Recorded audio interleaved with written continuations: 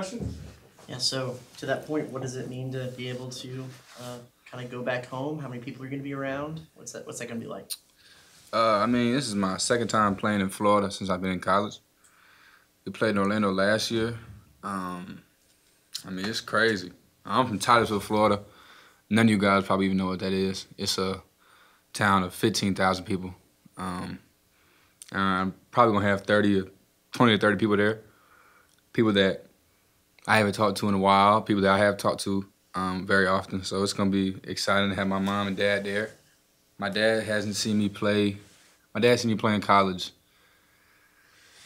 My dad's not a big traveler, so give him grace. But he's seen me play maybe 3 or 4 times since I've been in college. So to have him there, my grandma and some friends, it's gonna be fun. I'm excited. It's a little weird to start the season off on the road. Nah, I love playing on the road. If I could, I like playing in a different atmosphere. So it's not too crazy, but you know, it's a highly anticipated game. We're excited. So what's life like growing up in Titusville, Florida? It looks like it's on the coast. Is it Nah, a small town? it's not what you think. We got a McDonald's, Wendy's, Publix. We just got Chipotle maybe 2.5 years ago, and it was like everybody ate Chipotle for 3 weeks.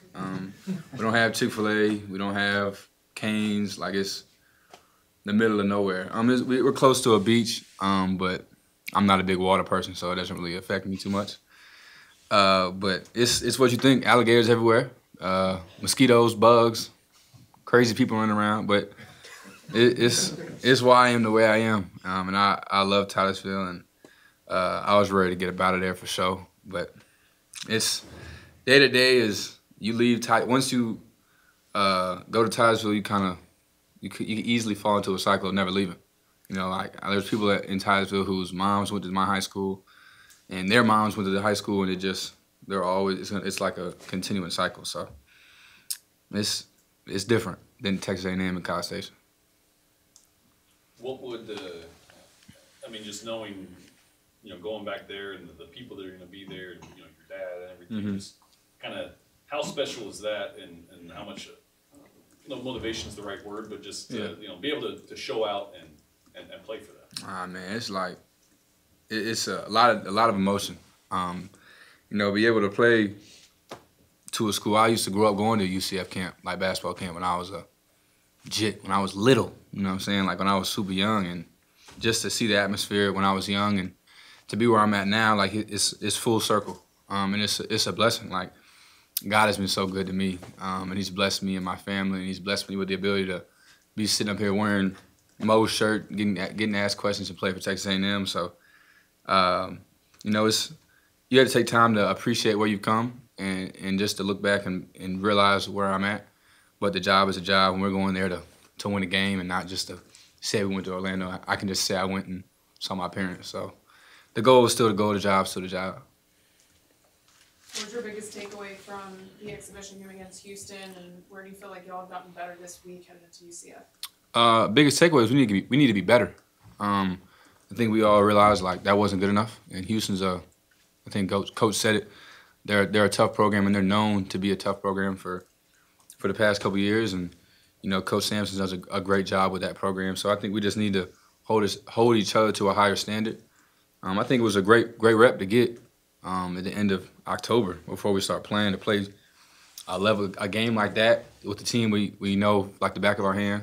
I think it was a great rep for us, and I think I'd rather have the conversations we're having now compared to me sitting in front of you and we just lost 6 games in a row, and we're having a whole different feeling. So I think it was a great rep for us, and I think it's a good step moving forward for us.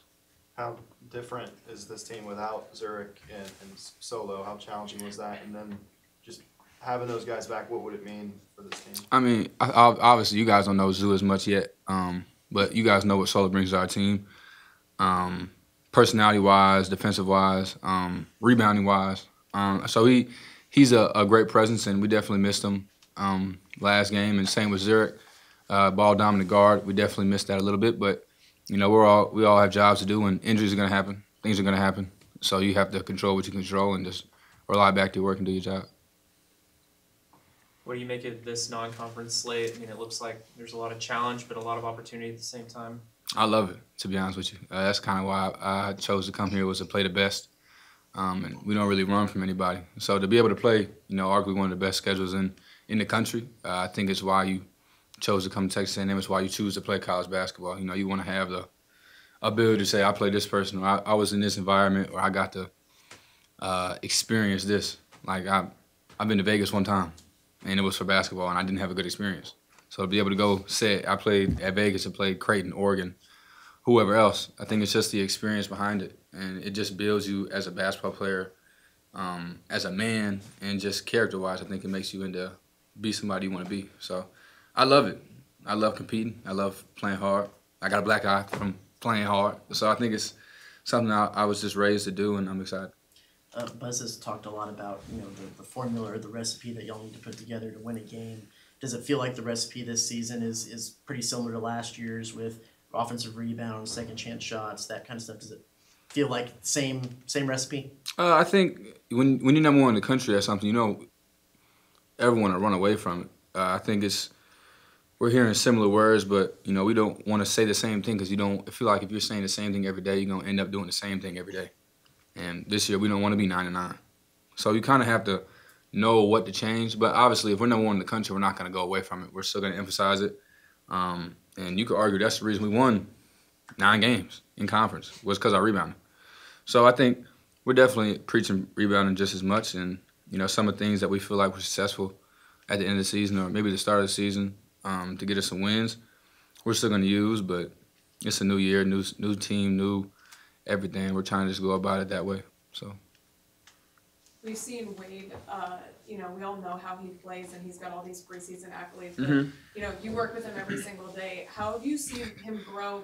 On the court, and then also from a leadership standpoint as he becomes an upperclassman here.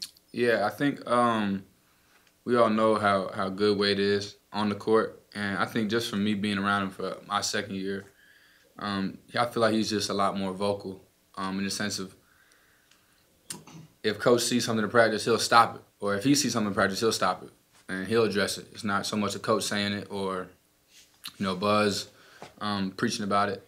So like, the way we kind of have all looked at it is, we have 7 or 8 returners that are, this is our last shot.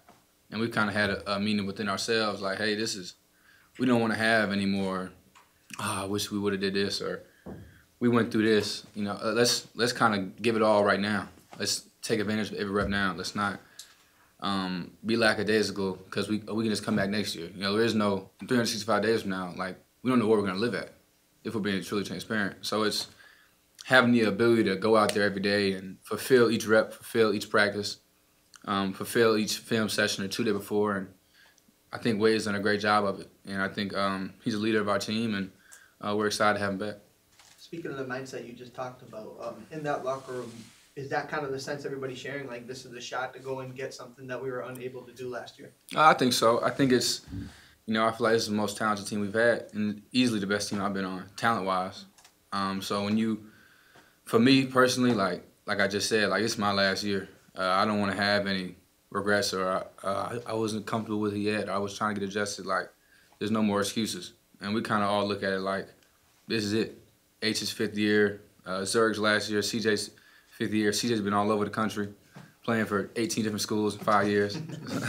So, like, just having the ability to have that maturity of, okay, we've experienced, so much, and we're looking around like, wow, we were really good, and we have the ability to be really good. So just fulfilling every rep and holding each other to a standard like, this is my last year, this is your last year, and let's not have any slip-ups or any, like, let's not have a situation where we have to lose 6 games to win 6 games.